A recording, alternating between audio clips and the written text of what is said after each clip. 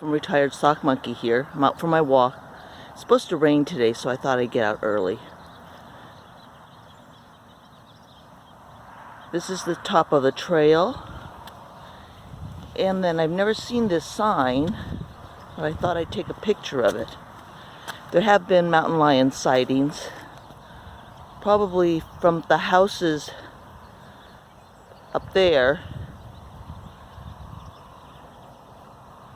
in their yard.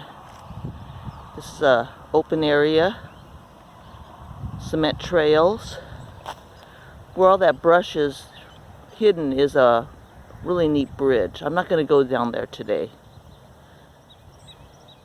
And there's the bench, garbage can, trail sign, and a dog bag poop receptacle.